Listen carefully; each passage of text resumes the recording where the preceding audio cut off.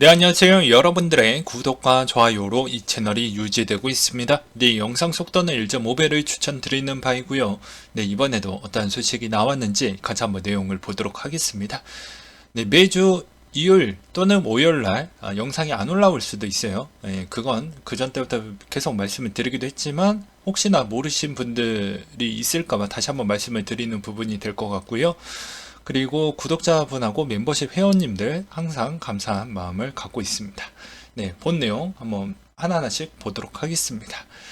일단 시황 스케줄 먼저 보도록 하겠는데요. 이제 이번 주 거의 다 지났기 때문에 이제 8월달 쪽으로 넘어간다라고 보시면 될 것 같습니다. 8월의 주요 소식을 보게 되면 2일 RBA 통화정책 회의가 있습니다. 지난 회의에서 기준금리 1.35%에서 50bp 인상을 했고요. 행정안전부 경찰국 신설 공포 시행 예정일이 또 있다라고 합니다. 3일날 오펙 정례 회의가 있고요. 다 누리워 발사가 있다라고 합니다. 일단 오펙 플러스 정례 회의에서 이번에 증산이냐 현행 유지냐에 따라서 이게 9월달에 그 물량이 그대로 적용이 된다라고 보시면 될 것 같아요. 그렇기 때문에 바이든 씨에 따른 능력이 이 8월 3일 날 따라서 평가가 좀 달라질 수가 있는 계기가 될 것 같고요. 물가의 영향도 이번에 에너지에 있는 영향성도 같이 있기 때문에 이 점을 잘 보시길 바라겠습니다. BOE 통화정책 회의도 4일날 있는데요. 기준금리 1.25%에서 25bp 인상했던 과거 사례가 있었는데 BOE 총재는 비슷한 단행을 고려한다고 언급을 또 하기도 했습니다. 그 다음으로 대만의 민진당 의원이 CPTPP 가입에 따른 논의를 좀 해보겠다라는 내용이 또 나와준 게 있었고요. 그 다음으로는 방탄이 이번에 협업곡을 낸다라는 내용이 좀 있기도 했습니다. 그리고 모토로라가 3세대 폴더블폰 레이저 2022를 공개를 하겠다라는 내용이 좀 있었고요. 그 다음에 8월 1일 기준으로 핵 확산 금지 조약 NPT 재검토 회의를 한다라는 내용도 있기도 했었습니다. 영국의 보수당 대표 결성 투표도 있다라고 하니까 여러 가지 변수에 따른 내용 잘 보시길 바라겠고요. 그 다음으로 코리아 블록체인 워크라고 해가지고 8일부터 9일까지 열리게 된다라고 합니다. 근데 궁금해 하시는 분들은 한 번쯤 가보시는 것도 나쁘진 않는데 중요한 내용들은 항상 뒤풀이에 많이 나오니 뒤풀이 꼭 참석하셔서 들어보시는 게 좋다. 본 내용은 별로 들을 만한 게 없다 정도로 저는 좀 설명을 드리도록 하겠고요. 그 다음으로 한 주간 가장 좀 이슈 될 만한 내용들을 한번 보고 넘어가도록 하겠습니다. 레이어 1에서는 폴카닷과 코스모스 간의 토큰 교환에 따른 지원에 따른 내용이 좀 있기도 했었는데요. 보게 되면 스마트 컨트랙트 플랫폼의 미래가 멀티체인 또는 모듈러 블록체인이 될 것이라는 점쳐지는 가운데 대표적인 인터체인 블록체인이라고 불리는 두 블록체인 협업이 멀티체인의 생태계에 미래의 힘을 실릴지 주목되는 상황이었다라는 그런 내용들이 좀 있었고요. 그 다음으로 이제 POW 이더리움 미래는 이더리움 클래식이 될 수도 있지 않겠냐라는 그런 내용들이 좀 나와주고 있는데 비트코인 골드, 비트코인 SV, 비트코인 캐시처럼 이더리움도 새로운 포크를 만들 것인지 아니면 이더리움 클래식의 마이그레이션으로 좀 갈아탈지 이게 좀 중요하게 될 것 같습니다. 뒤에 가서 한 번 더 다뤄드리도록 좀 하겠고요. 그 다음에 디파이 내용을 좀 보게 된다고 하면 리도가 드래곤플라이 캐피탈의 토큰 세일에 따른 제안을 거부했다고 하는데요. 왜 그러냐라고 좀 봤더니 이게 락업 조항이 없어서 언제든지 매도 가당하다라는 것에 반대 의견을 좀 제시를 했다고 합니다. 그래서 스냅샷 투페의 세 가지 옵션이 좀 있었다고 하는데요. 초기 제한을 그대로 진행을 한다. 1년 락업 조항 포함 후 진행을 한다. 거래 완전 파기 부분이 있었다고 하네요. 그래서 이제 보게 되면 리도가 이제 드래곤플라이의 캐피탈에 변경된 토큰 세일의 제한을 거의 가결을 했다라고 합니다. 이렇게 되게 되면 아무래도 드래곤플라이의 거버넌스 파워가 좀 더 커질 수 있는 배경도 좀 있다라고 하네요. 솔라나 기반의 디파이 프로토콜, 니르바나 파이낸스 플래시론 공격으로 인해서 또 손실 규모가 좀 있었다라고 한 점이 또 좀 안타까운 소식이라고 볼 수가 있게 되겠는데요. 플래시론의 공격으로 인해서 니르바나의 네이티브 토큰이 ANA의 가격이 80% 하락이고요. 알고리즘 스테이블 코인이 이제 0.09달러까지 하락을 했다가 작성 시점 기준으로 0.14달러까지 거래 중이 좀 되어가고 있다고 하는데요. 이게 테더가 니르바나 파이낸스 트레저리에 유출이 되면서 TVL에 한때 7센트까지 떨어지면서 유동성 풀이 고갈되는 사태도 좀 있었다고 합니다. 최근 한 달 사이 솔라나 디파이 프로토콜에서 두 번이 공격이 발생을 했고 솔랜드의 플래시용을 이용한 점을 볼 때 사용자들이 각별히 주의를 좀 요한다라는 내용들이 좀 있었고요. 여전히 솔라나에 따른 문제점이 계속 나오고 있는 게 좀 걱정이 되는 부분이라고 보시는 게 맞지 않을까 싶고요. 이제 P2E 부분의 위믹스 실적 발표를 좀 보게 된다고 하면 이번에 적자 전환한 이유는 인건비, 마케팅 비용 가장 많이 썼다라는 걸 재무제표만 봐도 알 수가 있게 되겠습니다. 그리고 플랫폼 매출도 전분기 대비 19% 하락을 했고요. 덱스 거래량이 전분기 대비 60% 하락한 영향성도 좀 있었다고 합니다. 그렇지만 또 좀 의미를 부여할 수 있을 만한 내용들도 좀 있었는데요. 위믹스 사용처 보유 현황을 최대한 투명하게 공개를 해 주었다라는 것입니다. 과거에 가장 논란이 있었던 유동화 물량에 따른 이런 금액도 공개를 좀 해줌으로써 그만큼 소통을 좀 하려고 하는 자세가 좀 되어져 있다라는 평가를 좀 받고 있었고요. 또 어떻게 보면 앞으로도 이런 측면을 위해서 이제 이런 프로젝트에 따른 사용 내역 같은 게 또 투명하게 공개가 되면서 앞으로 이제 P2E 쪽에 있는 이렇게 좀 가는 방향성이 이제 위믹스가 이런 형태로 좀 이런 과거 흔적을 좀 남겨놨기 때문에 나머지 비슷한 게임 회사들도 거의 그런 형태로 가져가는 그런 분위기가 조성이 된 것만으로도 저는 큰 의미가 있다고 생각을 하고 있습니다. 왜냐면 초기에 약간 좀 대장격으로 또 그리고 그만큼 주목을 많이 받았던 위믹스가 이렇게 좀 보여주었다는 건 나머지 회사들도 그렇게 비슷하게 안 하면 이쪽이 이제 생태계가 안 잡히겠죠.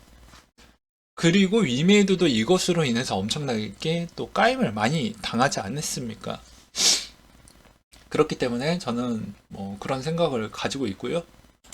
그 다음으로 또 보게 되면 한때 시장이 계속 좋아지는 패턴에 있어서 한쪽에 치우쳐져 있는 형태로 청산이 이루어지지 않았다는 게 그나마 좀 긍정적이다 정도로 좀 보시면 될 것 같습니다.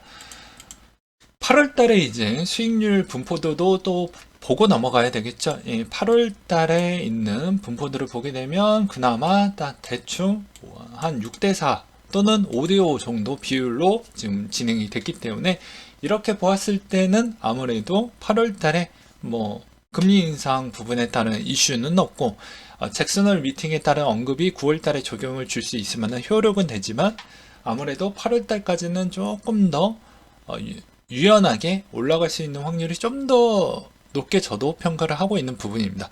반면에 9월달은 매번 안 좋았기 때문에 웬만하면 9월달을 좀 더 보수적으로 잡아야 되고 그리고 9월달 같은 경우에는 QT 규모도 2배 이상 늘어나고 금리 인상 규모도 어느 정도로 잡을지 예측이 불가능한 부분이 좀 있기 때문에 아무래도 가장 터닝 포인트는 저는 내년까지 영향을 본다고 해도 9월달로 좀 보고 있는 실정입니다.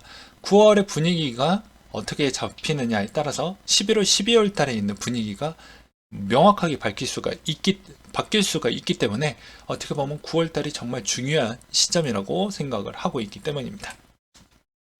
그렇게 좀 말씀을 드리고 싶었고요. 그 다음에 2008년도 8월 이후 최저 미국의 저축률 추이라고 하는데요. 5월 달에 5.5%를 보여주었고 6월 달에 5.1%까지 내려갔다고 합니다. 이 말의 의미는 저축을 할 수 있을 만한 환경이 안 되죠. 대부분 빅테크 에 있는 기업들도 요새 구조조정을 하고 있는 실정이고, 구조조정을 했으니 실업자가 되었고, 실업자가 되니 저축률은 못하겠죠.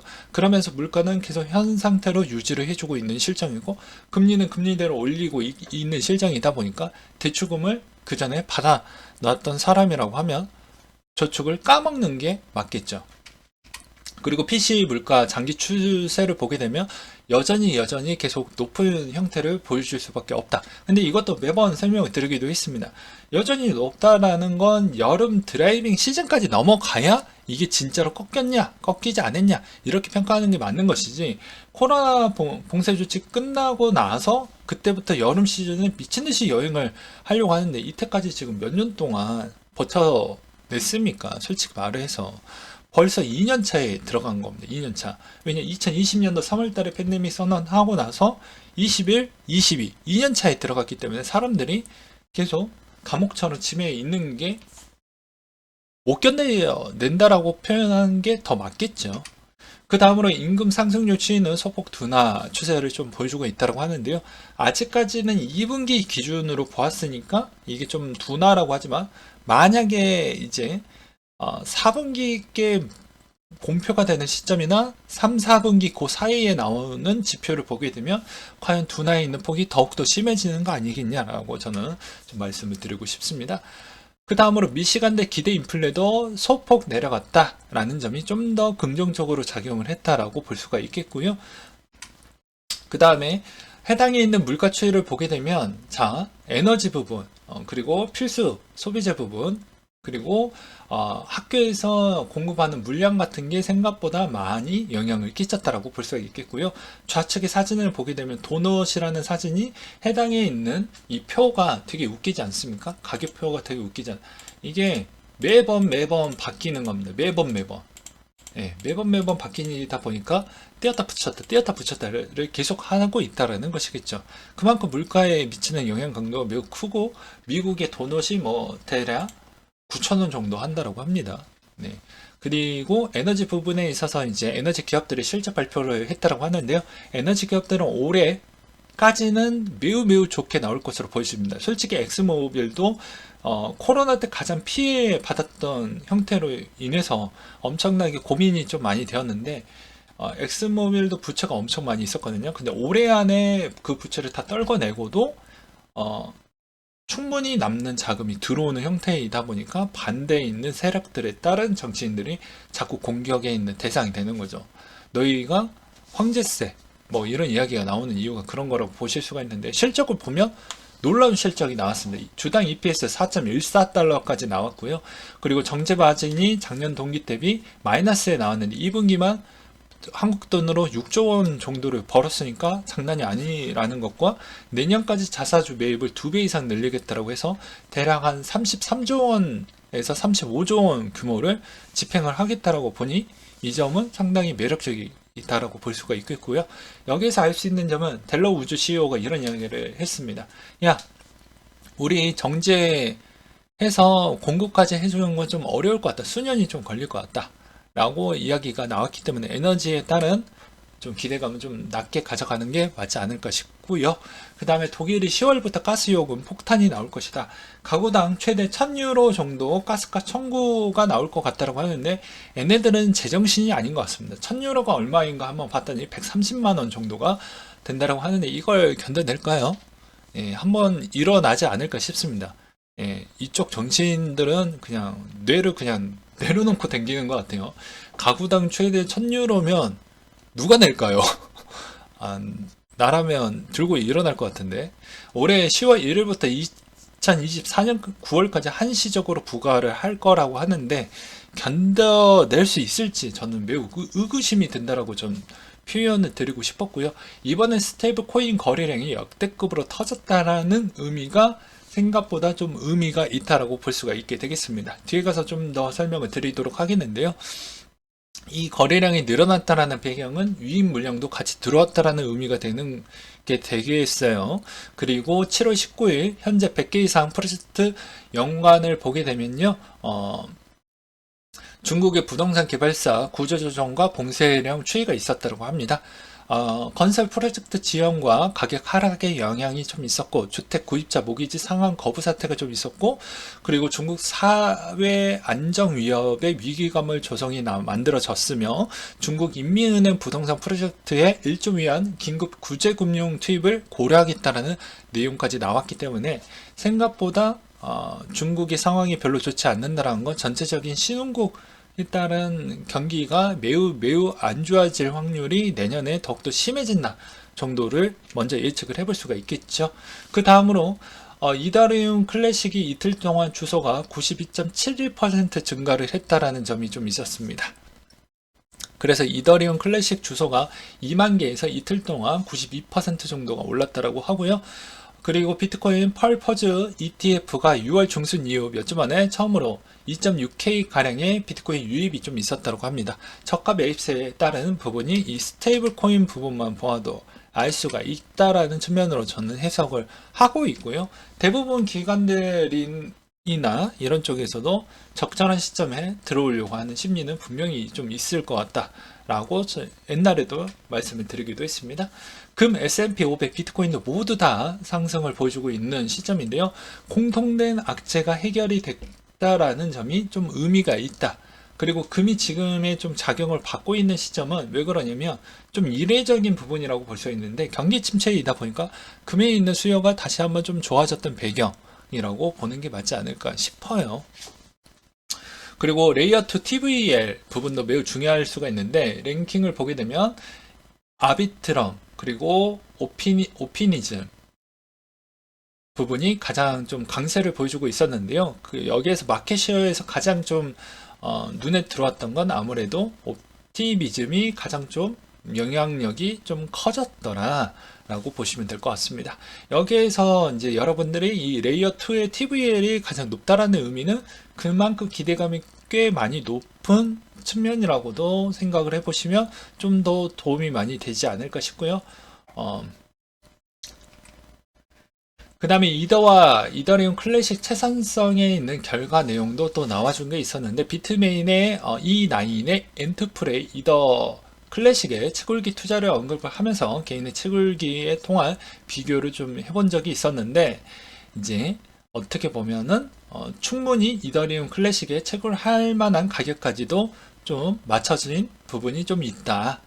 그래서 아무래도 채굴자들이 몰리게 된다고 하면 해시율 상승과 자금 쏠림으로 추가적인 프로젝트들이 발생할 수 있으니 이걸 무시하기에는 좀 어렵지 않겠냐. 왜냐면 채굴 회사들도 어떻게 보면 우리의 결집력이라고 볼 수가 있는 거예요. 그러면 이 결집력이 어느 정도 파워가 더욱더 공고히 되니까 어떤 프로젝트들을 더 진행하기가 더욱더 수월해질 수가 있겠죠. 그리고 가격에 있는 부분도 어느 정도 채산성을 고려를 해서 가격 대비도 더욱더 이쪽으로 오려고 하는 성향이 있기 때문에 이런 점도 좀 보실 필요성이 있겠지만 반면도 또 봐야 되는 내용 중에 하나는 아무래도 기존의 이더리움 클래식 쪽으로 다 넘어오지는 않을 것 같습니다. 일부는 어떻게 나올 수가 있냐면 중국의 가장 채굴 쪽에서 영향력을 행사하려고 하는 그런 세력들도 있죠. 그러면 이더리움에서 하드포크를 해서 나가려고 하는 애들도 분명히 있을 것입니다. 그래서 이거는 어떻게 보면 이더리움 클래식한테는 악재가 될 것이고요. 그리고 이더리움에서도 이것 또한 악재가 될 것입니다. 왜냐면 이더리움 클래식의 해시레이트가 어느 정도 충분히 올라왔는데 또 그 기대감으로 해시레이트가 상당히 불안 요소가 또 나오게 되고 이더리움 자체에서도 해시레이트가 생각보다 불안해진다고 하면 제대로 가동이 안 되다 보니까 여러 가지 시장에 미치는 영향 강도가 매우 커질 수가 있겠죠. 그래서 별로 좋지 않는다라는 걸 다시 한번 말씀을 드리는 부분이 좀 될 것 같고요. 물론 이건 최악의 상황으로 말씀을 드렸다라고 볼 수가 있겠고 에이다 메인의 바실 하드포크가 재차 연기가 됐다고 하는데 연기가 명확하게 일정까지는 공개가 되어져 있지 않는다라는 것과 그 다음에 니어 기반 NFT 마켓플레이스 베타 버전을 출시를 했다고 합니다. 그래서 오늘 내용은 한 요 정도로 한번 준비를 해 보았는데요. 네, 마지막으로 제가 별로 댓글에 신경을 잘 안 씁니다. 네, 근데 한마디만 좀 드리려고 오늘은 좀 준비를 해 봤어요. 너는 왜 오두방정을 떠냐라고 이야기를 하지만 자, 제가 영상을 만드는 시점은 그 전날입니다. 네, 그리고 자료를 취합하는 부분은 그 전전날일 확률이 매우 높고요. 그 전달 또는 그런 형태로 만들어지게 됩니다.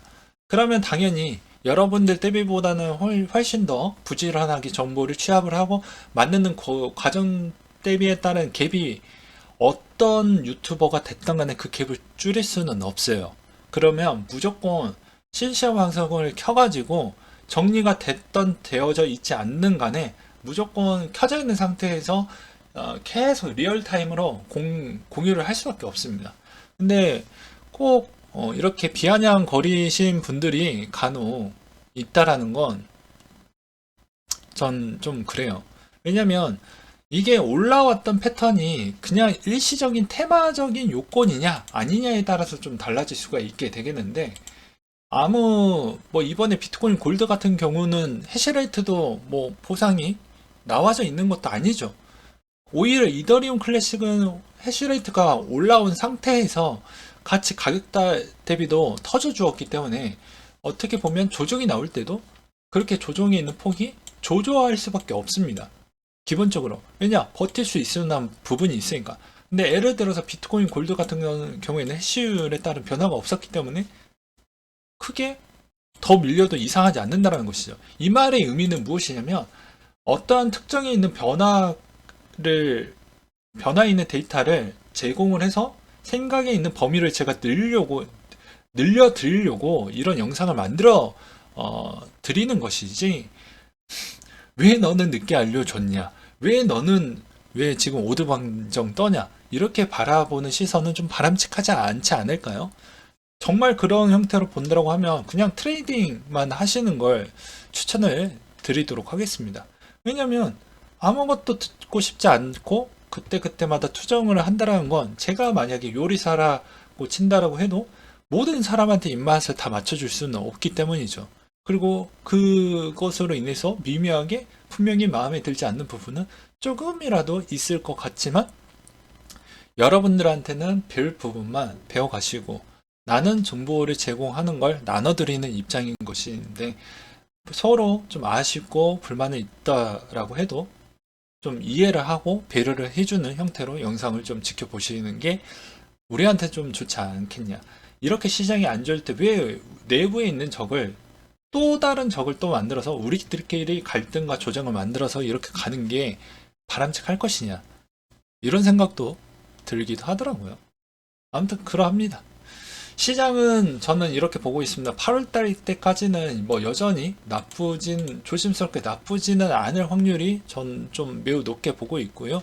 이제 8월에 뭐 마지막 주에 있는 항상 선물 만기 시즌이 있기 때문에 아마 8월 초중순 때까지는 좋을 수는 있겠지만, 좀 8월에 끝나는 시점 때까지는 별로 좋지 않을 확률이 좀 매우 높다. 그리고 미리미리 많이 올라왔던 거는 좀 더 기다렸다가 확인해보고 들어가는 전략이 더 낫지 않겠냐 정도로 말씀을 드리고 싶고요. 터닝 포인트는 9월 정도를 좀 보시면서 대응을 하시면 좀 도움이 많이 되지 않을까 싶습니다. 네. 그리고 여전히 시장에 대해서 접근하는 부분은 겸손해야 되고요.